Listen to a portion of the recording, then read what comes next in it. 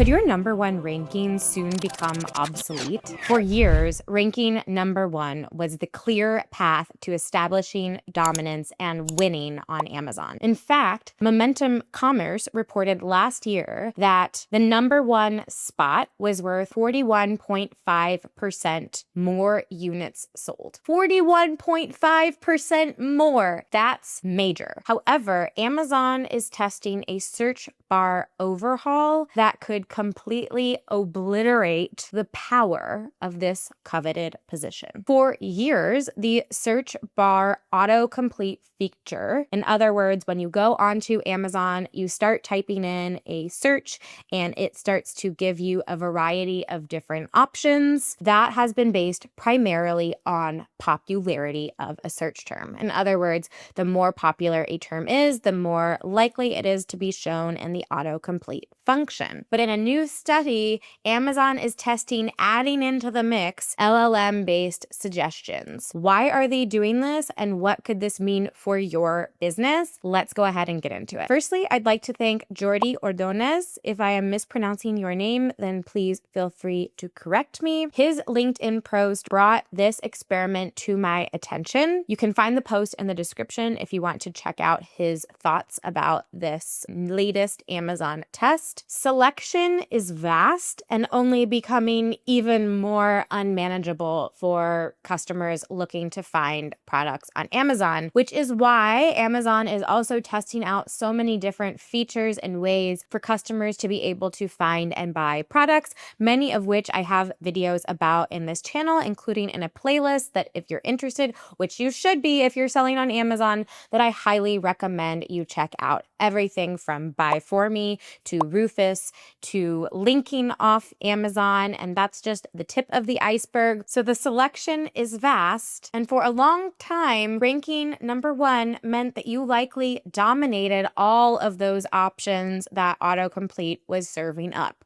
which was great for you, but not so awesome for any newly launched products or new brands or companies that were trying to gain traction. And it's also not necessarily so awesome for the customer experience because that number one did not always denote the most relevant choice.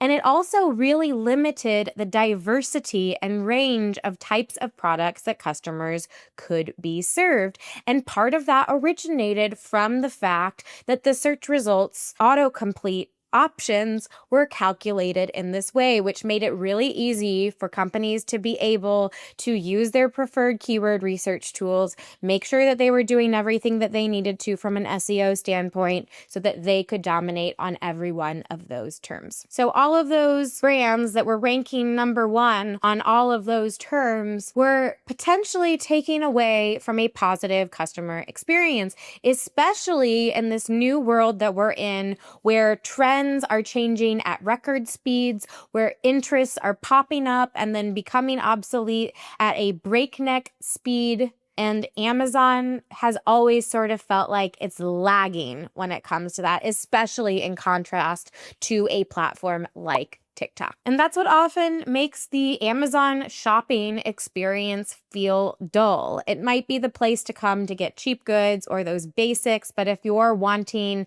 that next new thing, then Amazon oftentimes isn't the right place for you, partially because of the way that products are getting surfaced and served to customers. But this new experiment, along with a few other factors that Amazon is testing out, like Amazon interests, which there is a video that should be going live or might already be live depending upon when this is published. That is a whole other way for Amazon to try to be confronting this very issue that we're talking about. And so a combination of this new search functionality and some of these other tools could finally help to surface more options without impacting relevance. So the goal by integrating LLM suggestions into the autocomplete functionality is to be able to help customers expand their reach and be presented with a greater diversity of products without impacting relevance, all with the goal of being able to generate more sales. Because ultimately, if customers are served more products that are truly what they're looking for or what they didn't exactly know they were looking for, but exactly hits the mark, then that's going to lead to a boost of the bottom line for everyone involved. So one of the quotes that really stood out to me from the abstract of this experiment is, it integrates the strengths of existing methods with the power of LLMs. So they're not shifting to a totally LLM driven search bar yet anyway, because it is simply requires too much computing power.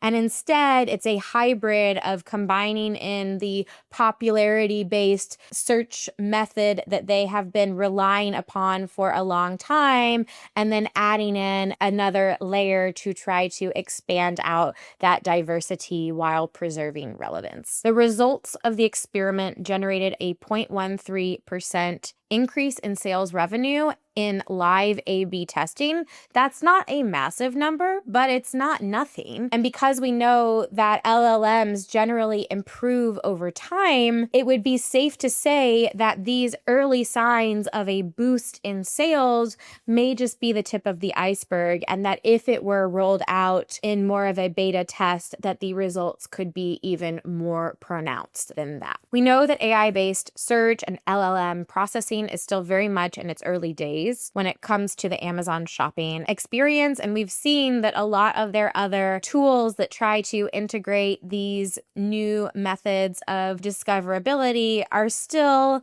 very much gaining their sea legs. So it's likely that eventually, if they were to introduce something like this into the search experience, then the results and the impact on the bottom line could be even more profound than what this experiment showed. So just to make it clear, this is only an experiment right now. However, an experiment could very well translate down the road into a beta test. So it's certainly something that I'm going to be keeping my eyes open for.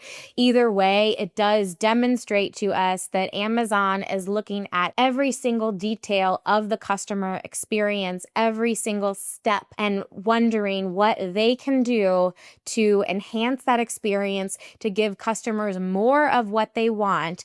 And that key piece, that key issue that they're trying to solve for, there is a limited range of products that customers are coming into contact with. In other words, that number one ranking spot is not always the best fit for what the customer is after. And so they are trying to tackle this from a few different angles. So what does this mean for your business? And what should you be doing to prepare not only for the potential of this new adjustment to the search bar, but in general, in preparing for the way that the customer experience and the buyer journey is changing now? Much like the way that SEO is changing, this is more of the same. If you're relying on a binary, straightforward approach of simply picking and placing the keywords exactly where they need to be, then you are unfortunately going to start falling behind. And you may begin to lose out on new opportunities. So how do you beat the Amazon algorithm, win search, and send your sales soaring? You don't have time to waste, so you better go click on the video that should be popping up right now that goes into the steps